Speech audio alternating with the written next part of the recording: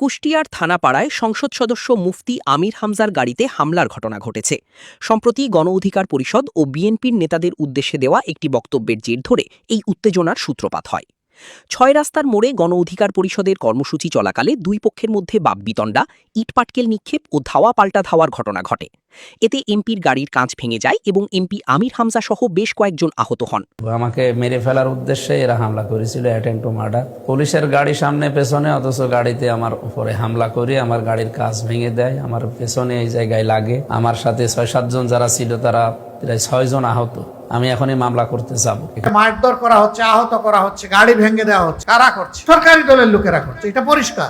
আপনি তো আসলে ইচ্ছা করলে তো আওয়ামী লীগ হইতে পারবেন না। কেন চেষ্টা করেন আওয়ামী লীগ হওয়ার জন্য? আওয়ামী লীগ একটা কলঙ্কিত অধ্যায়। যে দল ৫৭ জন সেনা অফিসারকে মারার সাথে জড়িত থাকে, যেই দল ইলিয়াস আলীর মতো লোককে ধরে ধলেশ্বরীতে ফেলে দেয়, যেই দল গুম খুনে রাজনীতি করে, ডিজিএফ এর ভিতরে আয়নাগর সৃষ্টি করে, যে দল সেনাবাহিনী, পুলিশ সবাইকে বিতর্কিত অবস্থায় ফেলে, এই দল তো আপনি হইতে পারবেন না। কেন চেষ্টা করেন? আসসালামু আলাইকুম রহমতুল্লাহ।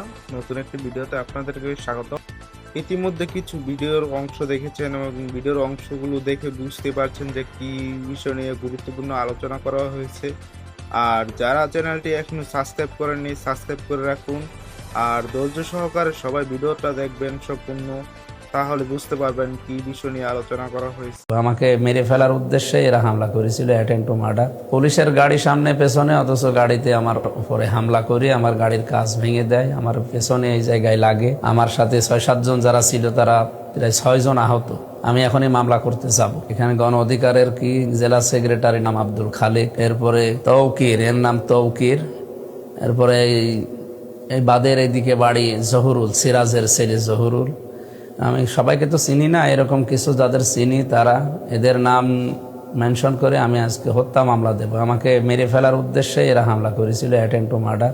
আসসালামু আলাইকুম রহমতুল্লাহ। প্রিয় দেশবাসী, আজকে 15ই আগস্ট 2026 আমি সারাদিন কুষ্টিয়া বিশ্ববিদ্যালয়, ইসলামী বিশ্ববিদ্যালয়ের আশপাশ নিয়ে প্রায় হরিনারায়ণপুরের 9টা ওয়ার্ডে বিভিন্ন মানুষের খোঁজখবর নিয়েছি। সেখানে তাদের সমস্যাগুলো শুনেছি এবং সমাধান করার জন্য আমি চেষ্টা চালাবো বলেছি। সন্ধ্যা 6:30টার দিকে আমি ওখান থেকে আসি।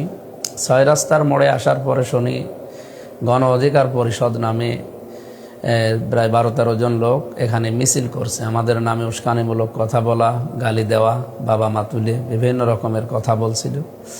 আমি প্রথমে এসে থানায় ঢুকে, থানাতে ওসি সাহেবকে, সেকেন্ড ওসিকে নিয়ে আমার গাড়ির সামনে পেছনে ওনাদেরকে সাথে নিয়ে আসলাম। 6 রাস্তার মোড়ে আসতে আসতেই পুলিশের গাড়ি সামনে পেছনে, অথচ গাড়িতে আমার উপরে হামলা করে আমার গাড়ির কাঁচ ভেঙে দেয়, আমার পেছনে এই জায়গায় লাগে।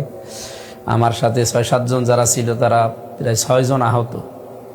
তারা এখন হাসপাতালে আছে, সবাই ভর্তি আছে। আমি এই ভিডিও কলে দেখলাম।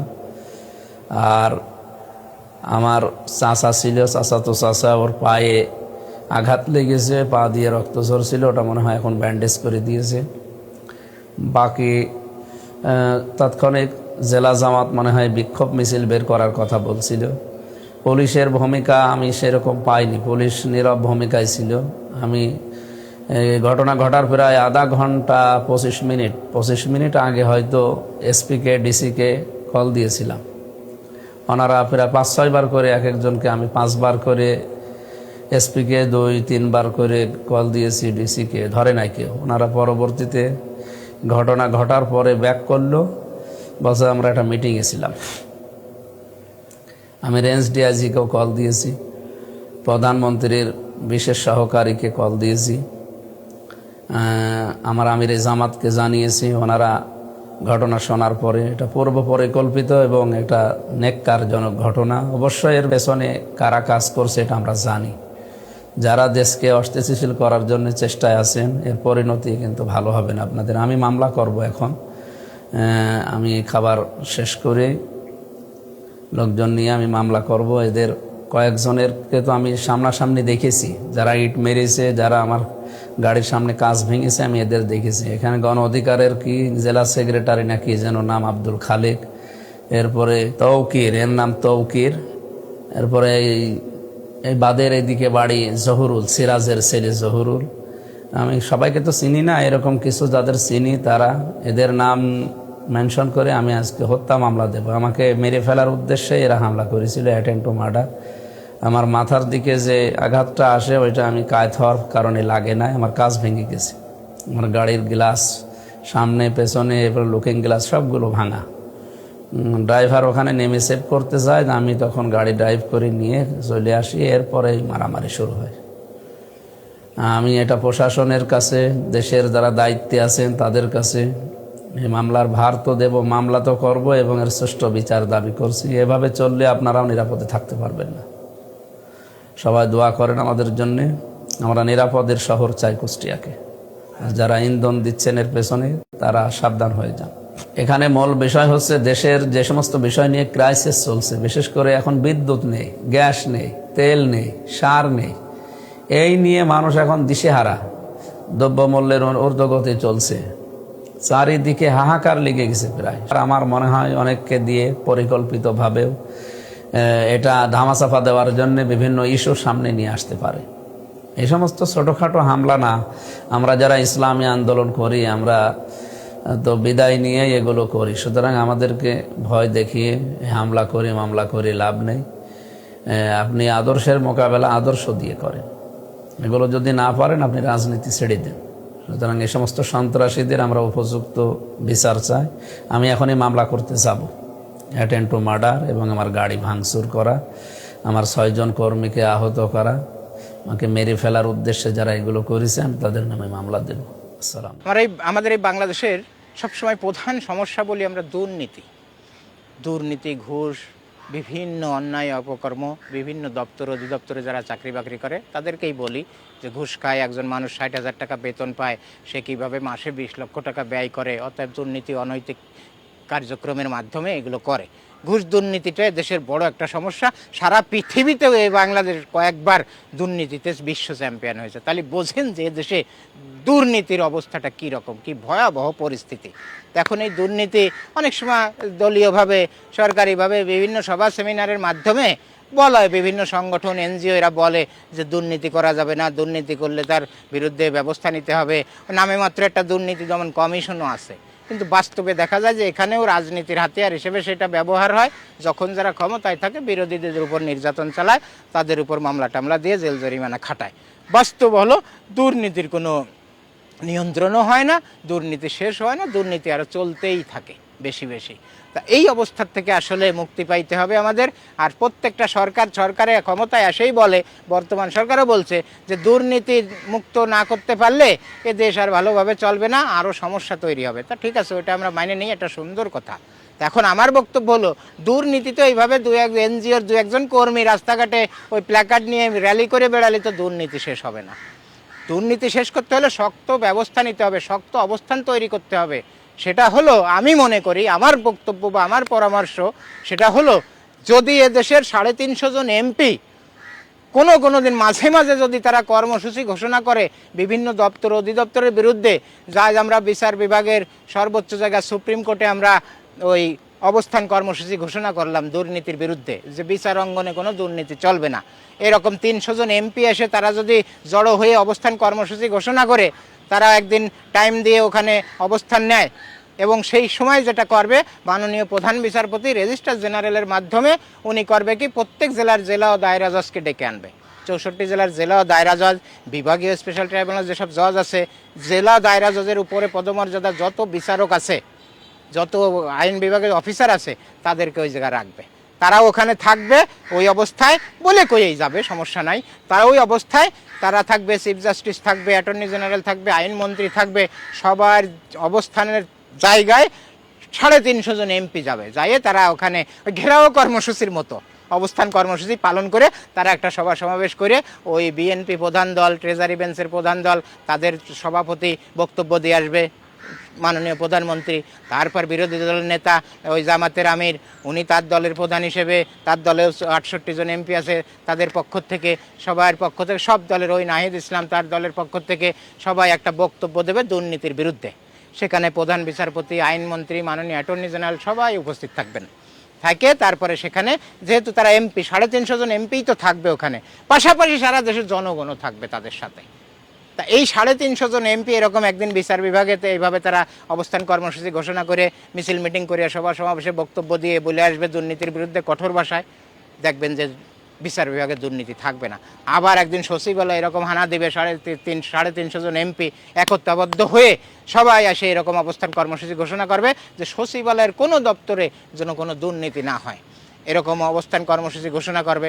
তাই সেখানে ওই প্রত্যেক জেলার ডিসিকে উপস্থিত রাখবে ওই জনপ্রশাসন মন্ত্রণালয়ের পক্ষ থেকে। তারপরে আবার একদিন যাবে, মনে করেন স্বাস্থ্য অধিদপ্তরে গেল, সেখানে যে এরকম 300 জন এমপি বক্তব্য বিবৃতি দিয়ে আসলো ঘেরাও কর্মসূচি বা অবস্থান কর্মসূচি পালন করে। তারপরে এরকম সারা বাংলাদেশে একদিন গেল পাসপোর্ট অধিদপ্তরে, একদিন গেল খাদ্য অধিদপ্তরে, একদিন গেল শিক্ষা অধিদপ্তরে, এরকম বিভিন্ন অফিস আদালতে যেয়ে এমপিরা যদি 350 জন এমপি বলে যে আমরা 350 জন এমপি আসছি, এদেশের 20 কোটি মানুষের জনপ্রতিনিধি আমরা আইনসভার সদস্য, এদেশের আইন প্রণয়ন করি তা আমরা আসছি দুর্নীতির বিরুদ্ধে অবস্থান কর্মসূচি ঘোষণা করে বা ঘেরাও কর্মসূচি ঘোষণা করে। আমরা বলে গেলাম আর যদি এই দপ্তর অধিদপ্তরে কোনো দুর্নীতি অন্যায় চলে তাহলে কাউকে রেহাই দেওয়া হবে না। আপনারা এইভাবে করেন, কোনো ওই সভা সেমিনার বক্তব্য বিবৃতি কোনো এনজিওর দেওয়া লাগবে না, তারা তাদের মতো দেয় দিক। কিন্তু এই রাষ্ট্রের 350 জন আইন প্রণেতা একসাথে যদি আপনারা এসে কাঁধে কাঁধ মিলে এসে এক এক দপ্তর অধিদপ্তর এক এক অফিসে হানা দেন, তাহলে এই বাংলাদেশে একটা দুর্নীতিও থাকবে না। আপনারা এই কাজটা করেন। ওই সংসদে একজন সংসদ সদস্য বা একজন মন্ত্রী বক্তব্য দিল দুর্নীতির বিরুদ্ধে ব্যবস্থা নেওয়া হচ্ছে বা নেওয়া হোক বা নেওয়া হবে, ওতে কোনো কাজ হবে না। আপনারা দয়া করে যখন সংসদ না থাকে তখন এই যে এখন সংসদ নাই, আরও 1.5 মাস পরে বসবে, বা সংসদ থাকলেও ছুটির দিনে সংসদ থাকে না, তখন একদিন আপনার যে সারাদিন ভরে বা প্রতিদিন করতে হবে এই কর্মসূচি তা না। একদিন করলেন বিচার বিভাগে, আর একদিন গেলেন সচিবালয়ে, মাঝে মাঝে মাঝে মাঝে এইভাবে করে আপনারা প্রমাণ করে দেন, দেখায় দেন যে দেশের 300 জন আইন প্রণেতাই, 300 জন আইনসভার সদস্যই এদেশে আর দুর্নীতি চায় না।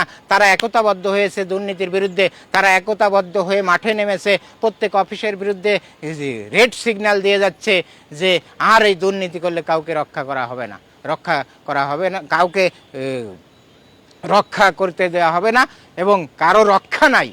এইটা বলে আপনারা এই মেসেজটা দিয়ে আসেন যে দুর্নীতি করলে কারো রক্ষা নাই। এই মেসেজটা প্রত্যেক অফিসে আপনারা এই 350 জন এমপি একতাবদ্ধ হয়ে পদযাত্রা করে অবস্থান কর্মসূচি করে বা ঘেরাও কর্মসূচি ঘোষণা করে আপনারা এক এক অফিসে করে আসেন, দেখবেন এদেশে আর কোনো দুর্নীতি থাকবে না। অন্তত দুর্নীতি করতে গেলে ভয় পাবে যে 350 জন আইন প্রণেতা বা আইনসভার সদস্য এসে আমাদেরকে শাসায় গেছে যে কোনো দুর্নীতি করলে রেহাই নাই। তা আমি যদি কোনো দুর্নীতি করতে যাই তখন আমার মনের ভিতর ওই ভয় দেখা যাবে যে দেশের 350 জন আইনসভার সদস্য এসে আমাকে যে শাসাই গেছে, না আমি কোনো দুর্নীতি অন্যায় করব না। দেখবেন মানুষের ভিতর, অফিসারদের ভিতরে এই প্রবণতা এসে যাবে। তো এটা হলো সবচেয়ে ভালো পথ।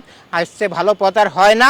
আপনারা দয়া করে এইটা শুরু করেন। আর এর জন্য যে আপনারা এমপি যারা আছেন কত দোয়া পাবেন মানুষের কাছ থেকে এবং কত ধন্যবাদ আপনাদেরকে জানাবে এই সংসদের ট্রেজারি বেঞ্চের প্রধান, মাননীয় সংসদ নেতা, মাননীয় সংসদের বিরোধী দলীয় নেতা, ওই সংসদের চিফ হুইপ, বিরোধী দলের চিফ হুইপ, সংসদের স্পিকার, প্রত্যেকটা মানুষ যে কত প্রশংসিত হবেন মানুষের কাছে যে এই মানুষগুলো নেতৃত্ব স্পিকারই দেবে। যেহেতু সংসদের অধ্যক্ষ হলো স্পিকার, মানে কলেজের প্রিন্সিপাল, সংসদ যদি একটা কলেজ হয় সেই কলেজের প্রিন্সিপাল হলো স্পিকার। তা মাননীয় স্পিকার সাহেবের নেতৃত্ব দেবেন এই পদযাত্রার, এই ঘেরাও কর্মসূচির, এই অবস্থান কর্মসূচির নেতৃত্ব মাননীয় স্পিকার যেহেতু সংসদের অধ্যক্ষ বা ওই কলেজের প্রিন্সিপাল, তো উনি নেতৃত্ব দিয়ে এই কাজগুলো করুক। দেখা যাবে যে খুব দ্রুতই এদেশে দুর্নীতি শূন্যের কোঠায় নেমে আসবে এবং এইটাই চায় দেশের মানুষ। আর এইটা যদি করতে পারে মাননীয় সংসদ সদস্যরা সবাই মিলে, তাহলে এ দেশ সারা পৃথিবীতে একটা মডেল হয়ে দেখা দেবে। এই দেশের এই মডেল সারা বিশ্বের সব দেশের সব সংসদ সদস্যরা, সংসদ এইভাবে আইনসভার সদস্যরা এইভাবে সারা বিশ্বে সব দেশে এই কর্মসূচি শুরু করবে।